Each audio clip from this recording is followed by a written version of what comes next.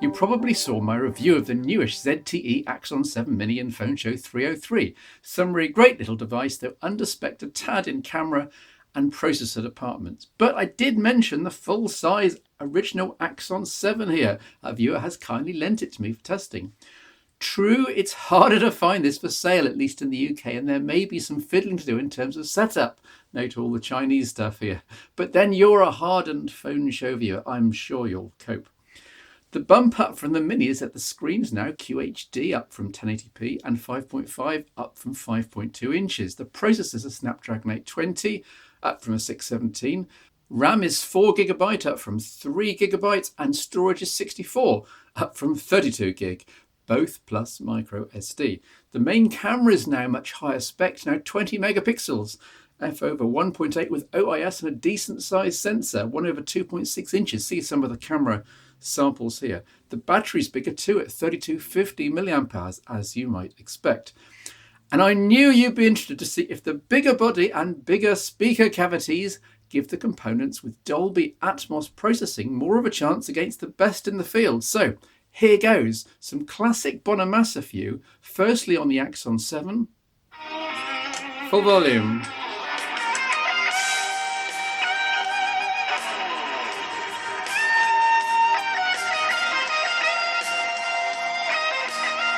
Decent stereo as on the Mini, the same shimmering from the Dolby Atmos processing, but no real bass, no fidelity. And then on the beloved Marshall London, again full volume, Joe Bonamassa.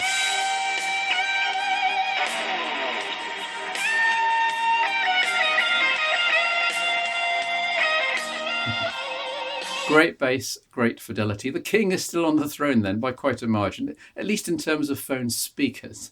Great device though at around £350, which is what you can find it for, with the huge caveat that depending on the source, you may have to do some serious messing around in terms of installing the Google stuff you like and uninstalling the ZTE Chinese stuff that you don't. And now for something completely different for the Phone Show, a review where I look almost exclusively at an OS skin that's so new it's only just started rolling out to limited production devices. This is the Huawei-made Honor 8, not covered on the Phone Show before, and I'll come to this later, but I've upgraded it via the Honor program to a Motion UI version 5 rolling out now. Why is this important or interesting? Because despite Huawei's huge success with first-party and Honor-branded hardware, a common complaint in every single review is that the skin that Huawei puts on its Android phones is too different, too wacky, and not close enough to stock, or at least what anyone used to other Android phones would expect. EMUI 5 aims to address these complaints head-on, arriving in the future for existing phones and out of the box for newer Huawei and Honor devices. I've reviewed enough of the latter in the last 2 years that it's worth going over 10 things which are new and notable. Most obviously, there's now a choice of the, quote, standard Emotion UI launcher where all application icons live on the home screens and a, quote, drawer layout, which most would agree is, well, that was more standard, where you just put what you want on the home screens and everything is also accessed in an app drawer when needed.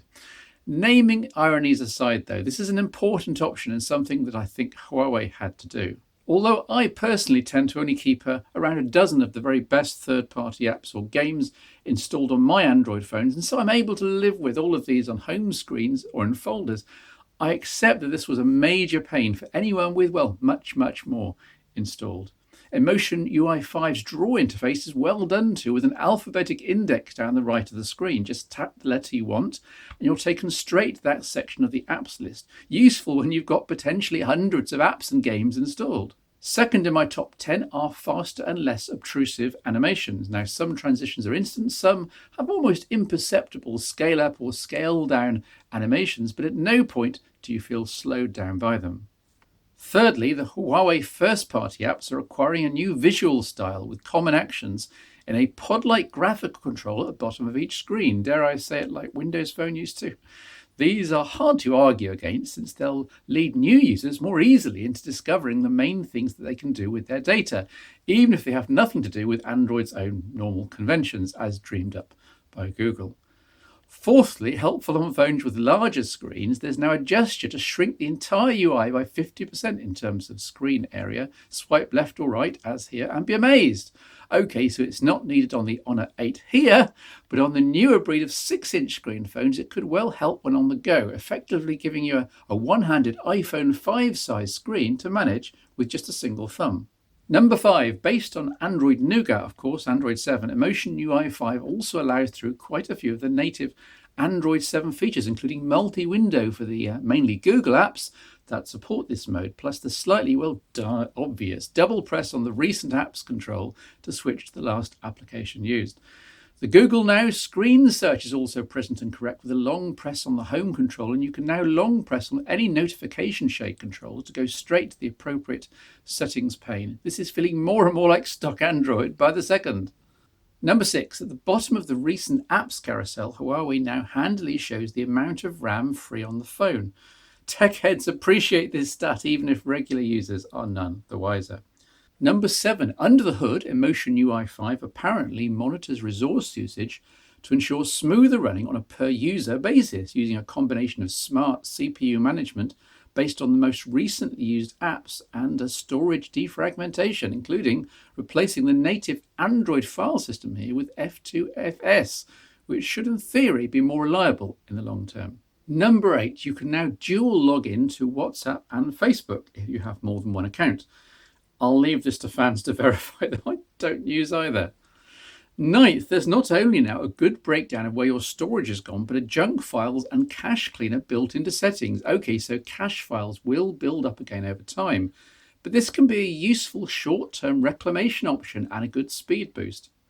Finally, there are cosmetic changes in terms of colouring and shading throughout. While these are pretty enough, there's still far too much emphasis on white or light-themed applications for my liking. In terms of power saving, it doesn't actually matter on this LCD-screened Honor 8, but it'll be an issue for phones with AMOLED screens. And it's an issue for me when I switch to, for example, calculator or settings at night and get blinded. Come on, Huawei, you already have some theme support. Go the whole hog and put in a dark theme option for all your built-in applications. So I've got to 10. And I haven't even mentioned yet the much maligned Emotion UI notification shape, which has been streamlined and bug fixed and now works much better. The inline expansions are subtly different to those in stock Android, but I had absolutely no complaints. Back in the day, I was a huge fan of stock Android and the Nexus experience. Oh, hang it, I still am.